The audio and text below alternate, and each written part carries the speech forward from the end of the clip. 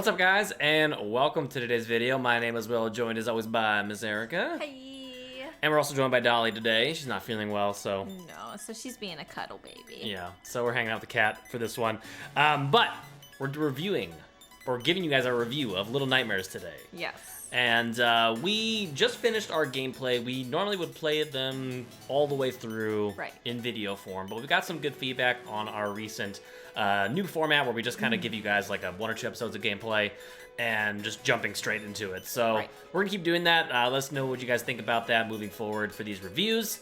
And as always, we review our games on story, gameplay, and overall aesthetics of the game. And yeah, I think that's enough chit chat. Ready to get into it? Let's go. All right, let's do it. All right, so kicking it off with the story, this was kind of a vague one, I would say. Yeah, similar to Inside, where we're just dropped into this world. We really don't know what's happening. We don't really even know who you are. Right, yeah. But we do slowly, as we go along, like, the absence of dialogue is an issue. I do feel like we start to get... are able to piece it together. And it did have this, like...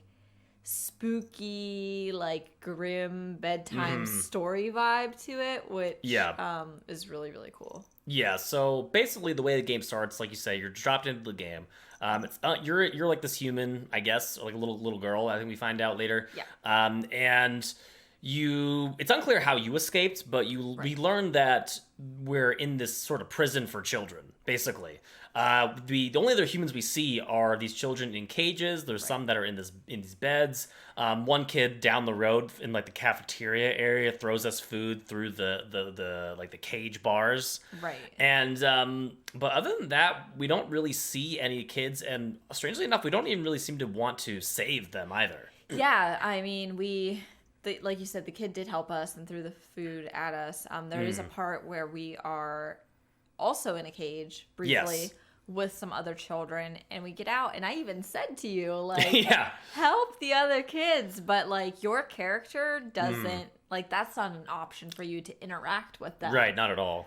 So you're kind of this every man for yourself, I guess every child for themselves mentality, which added, I think, to the darkness of it all. Yeah, it sort of created this weird mystique around the character, like why were they there, why aren't they helping anyone, what is their purpose here? And you know, kind of like you said, as we're going along through the story, we're sort of going through these environments and learning more and more about what's going on. It seems to be, we find out we're like on this ship, like on a cruise ship, but for like monsters. And what's really happening is they're farming children to sort of eat in these lavish banquets, and they're thrown on for the cruise ship guests, basically, who are these like weird roly-poly creatures wearing like tuxedos. They're really, really gross. I don't know what's going on there. And the whole thing is run by this sort of like geisha girl character. Yeah, this mysterious, like long, slender... Yeah.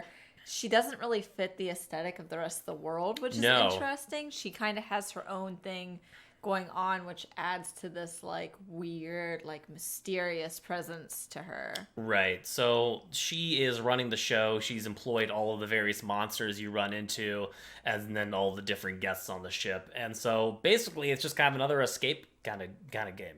The story is you're on this ship, not sure how you got there, not sure how you got out of your cage for whatever reason you were in there, but you're on your way out and you're trying to escape. And we're not going to spoil too much about this, since we didn't actually record. We did record gameplay for it, but we didn't record like a video of it for everyone to show. But it's got a really cool ending sequence, a huge surprise in the end, a bit of a twist towards the end that kind of explains more about who you are. Yeah, it enhances the story, and I think it lends to like what was happening and kind of the underlying stuff of it all. Not to we don't want stuff is a good spoiler free. We're trying to be less spoilery for this one, since like we said, we didn't do the full gameplay on YouTube. Right. But so yeah, I mean, there's this kind of vague story of escaping this creepy boat of child eating monsters. But there does seem to be more of a robust story kind of developed outside of the game we discovered. Yeah, so I mean, after we got done, we of course Googled details as we do. We like to learn more about the why and the story behind absolutely. things. And we did discover that there's a comic. Yeah, there's a comic series, which is pretty cool. And like the mobile game even seemed to have provided some story, which I wasn't even aware of. Yeah, there's like the mobile game. There's also some DLCs. So I think the story does get expanded upon kind of outside the game, which is unusual, I would say, and maybe not be everyone's cup of tea. But if you are interested in this game and you complete it and you're like, what the hell just happened? There is definitely more for you to check out if you're interested. All right, moving on to the gameplay. This is kind of a unique take on a puzzle platformer. Right. I mean, it had more emphasis on platforming than puzzles. For sure. And then it had this unique, like, monster evasion. Yeah. And, like, the monsters kind of had their own little, like, set levels. Right, yeah. Which was really, really interesting. And there was some depth. It wasn't a pure side-scroller. Right, so it was kind of like, I guess you could say it was like 3D in a way, like almost. It's a side scroller, but there was like more dimensions to the way you can move. You can go back and forward, and it felt more of like, I don't know if 3-dimensional is the right way to say it, but most side scrollers you're just used to going left and right. This game was not that, but this also provided. She's really liking that, huh? This provided some interesting challenges. Platform was a little awkward at times, not just due to the control scheme, which required you to input like multiple buttons just to grab ledges and stuff like that. Right. But also because of that perspective issue that we're talking about, how the rooms were sort of 3D in a way, more so than a normal side scroller. Mm-hmm. Sometimes you would just like think you're about to hit a platform correctly, and you just miss. Because you couldn't tell which way you were going. Right. Yeah. The buttons were difficult. You'd think you were grabbing onto something and then you'd fall, and then you'd think you were jumping onto something, and then you would just miss. So yeah, I mean, you didn't really have a way. There was like no. I guess we kept saying depth perception, and I don't think that's the most accurate terminology. Probably not. Yeah. But that's the best way to describe it was. You'd be focused on hitting multiple buttons, and then you'd try to launch yourself on something, and you'd actually have all those buttons hit, and then you'd still just like fall. Yeah, so that added some challenge, and I don't know if that was intentional, to be honest. It may have been intentional, like to add those extra sort of inputs that you needed to hit your jumps and your grabs and all that stuff. Right. But for me, it was a little, I wasn't super high on it. Though I did like I liked the attempt at creating this more like 3-dimensional world. Right. And it made the environments feel like there was just so much more depth to the environments because of it. And the puzzles themselves were all really environmental in nature as well. Yeah. I mean, I love the puzzles. And I've said this time and time again, right? Like, I love puzzles. But it added just a step more of, like, interactability with, like, your environment. Yep. And it made you think just a little bit harder. And it gave you a little more, a few more challenges, but yet solutions at the same time to the puzzles. Yeah. Added a little bit of depth to the puzzles, which I really enjoyed, especially when it came to evading the monsters, which was a big part of this game. Right. You often had to use like multiple areas, interactive items like keys. Like you'd run up in an area, find a door that had a lock, and you're like, oh crap, I need to find a key somewhere in this room. And you'd have to go do like a puzzle to go get that key, maybe go through a set of different elevators and kind of go up, down, left to right, figure out which kind of way you had to go and grab things in a certain order. And all the while evading these monsters. And really, the monster levels were, to me, the highlight of the game. Oh, absolutely. I mean, most games is kind of like go, go, go, go, go, fast pace. And these you had to stop. Yes. And wait. And it required patience. But at the same time, you still had to, like, think quickly. For sure. Which I really liked. You had to be aware of the levels and the surroundings and, like, what you could interact with and what you couldn't interact with. Because we ran into that a few times where we thought we could jump onto something or climb up something. And it was like, oh, we can't do that. So you'd have to go back into hiding, wait, recollect. And then, like, okay, if I can't do that, what should I do next? Yeah, and each monster kind of, like you're saying, offered these sort of unique challenges, forced us to think differently. Like that one level where we're running across the bookshelves with the monster that had the long arms. You had to think about how to evade him through that. Or the chef level where you had to climb that tower of plates in the middle as they were, like, making their rounds, cleaning and stuff. It was really, really cool the way the environmental puzzles were kind of set up and how you had to factor in this monstrous entity that could basically kill you instantly at any given point. It almost reminded me a little bit of that one level in Inside where there's like the mermaid child and she can grab you from the water and you had to kind of use your environment in a certain way to get her to like go to another area, so you had time to break it over to like the lever or whatever. Right. So it was really cool in that respect. Other than that, though, I would say there was not much else to the game, but there was one combat section. Yeah, which once again we're trying to keep this a spoiler light. I think is the best way to describe it.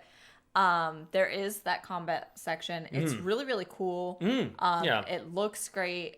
It's fun. It was fun to play. Yeah. It wasn't too hard. It wasn't too easy. But yeah, there's just that one combat. It's your final big bad. Yeah, that's your big battle at the end. Again, won't spoil it too much. So for the majority of the game, though, you will be just solving puzzles and kind of hiding and evading and figuring out your way to escape each of these rooms. My only other downside, I guess I would say, was the game's length.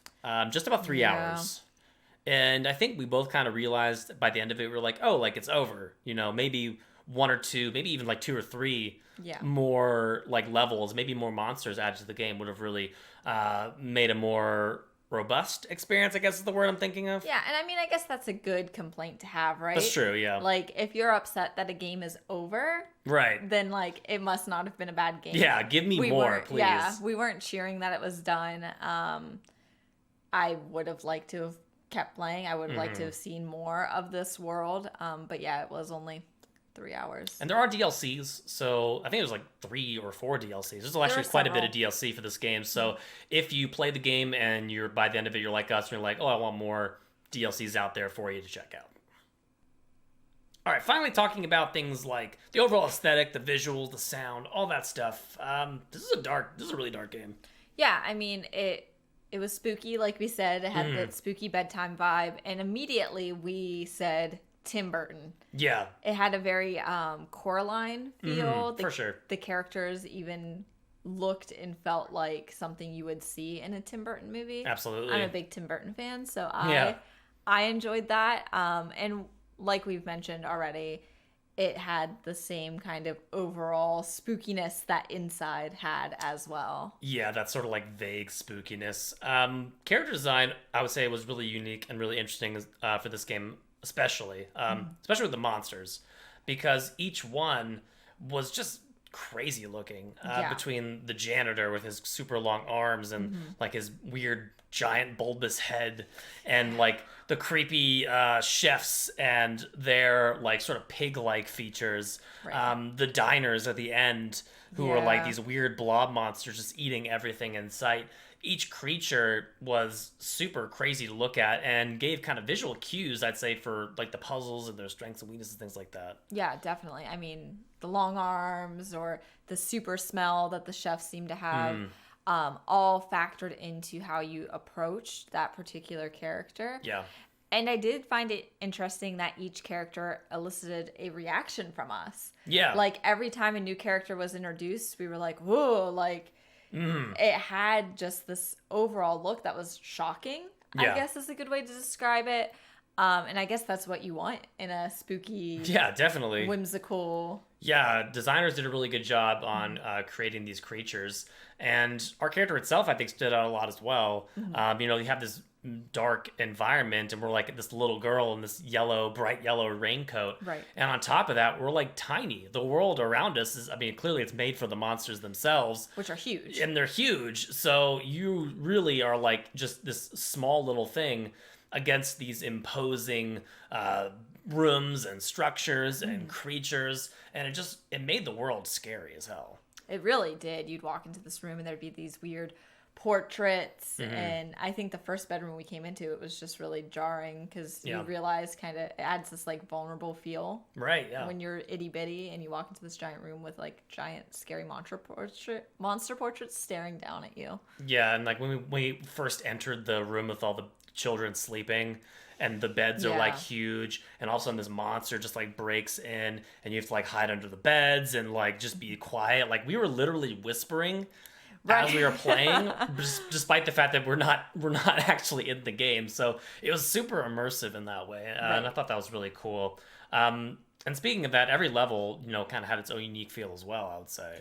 Yeah, each one really played into the overall design of the character. For like sure. The chefs had this like whole kitchen atmosphere and like butcher station thing happening as well. So each level had this own unique look and feel, but yet wasn't so different that it didn't feel like it was part of the same game. Like it didn't feel like you were, okay, this level felt like its own thing, this level felt like its own thing. They all felt like they were strung together. For sure. It had there was good cohesion there with everything. Yeah, definitely. And the levels were just the way you interacted with these environments and just the way they looked and they felt, and the immersion of it all was just really remarkable. Yeah, and even with the way you would traverse a level, just knowing what you could or couldn't use was specific to the level you were in, so that was really cool as well. So I mean, overall, this game just had a really unique feel to it. It wasn't really like anything I've seen in other games, to be honest, up to this point. I guess we did mention some of the inside similarities, right? But I think compared to that game, it was just sort of like this monochrome kind of like desolate, sort of weird, like flat. Yeah, like it was meant to be kind of that vibe, whereas this was kind of this like spooky Tim Burton's bedtime stories brought to life. Cinematic in that way, for sure. So as far as the sound design and everything goes, the music was, I don't know if there was a lot of music, but there was a lot of sound effects in when the monster would see you. The music would start swelling. There'd be a sound cue for when the monster would hear you or see you. You would have your heartbeat. Yeah. That would help kind of like, it would guide you too, right? Like if your heart started pounding faster, then you probably weren't hiding well enough. Yeah, that's true. Or the monster was too close to you. And then the first time the pig chefs, I keep calling them pig chefs, but that's kind of what they are, though. Yeah, I'm sure they have an actual name. But the first time they see you, they let out this squeal. Yeah. And I think I actually jumped the first time they did it, because it was loud and high pitched, and we had our headphones on, and it does make you jump. And so the sound, I think, enhanced the overall spooky feel. All right, so let's give this thing a score. What would you give it out of 10? I'm always more forgiving than you. I feel like it's guaranteed my scores will be higher. So I'm going to give it a 9 out of 10. Yeah. It was really close to a perfect 10 for me. Like, as we were going, I thought, like, maybe this was the one that would get the perfect score. But as much as I appreciated the depth and, like, the harder controls, it was a little frustrating. It's not really what you expect in a side scroller, right? So I mean, should I dock them for uniqueness? It's my score, so I'm going to. And the length, I didn't feel like I'd gotten enough of this universe in this world by the time it was finished, and I wish we didn't have to buy DLC to get more of that world. I am looking forward to the sequel, but I think the length and just like kind of the funkiness and getting the adjustment of the controls and like making sure you're on the same plane as things, I think is enough to dock it down a point and not quite give it that perfect 10. Yeah, for all those reasons, I give it an 8.5. Some of those spots were pretty frustrating, I would say. There was, I think it was really just kind of one area that we kind of got stuck on for a while. Yeah. Because of the platforming and the sort of depth perception. I appreciate them making the attempt to kind of innovate in the side-scroller genre for sure, and I'm not going to knock them for that. But, it could have been, I think, worked out a little better with the controls. mixing that with sort of the more 3D environments in this game. And like you said, the length was just a little too short. I think the DLCs could have probably been included with the game. Maybe the developers didn't expect it to be as successful as it was, Right. and they decided to create more content later. Or, it's just classic gaming industry, wanted to suck all the money out of you. But they aren't that expensive. The DLCs. I mean, they're like $4. They're not EA. That's true. This isn't that bad. But for me, I give it like an 8.5. Overall, I think this is a really fun game. I'm looking forward to the sequel. Maybe we'll get the DLCs and play those at some point.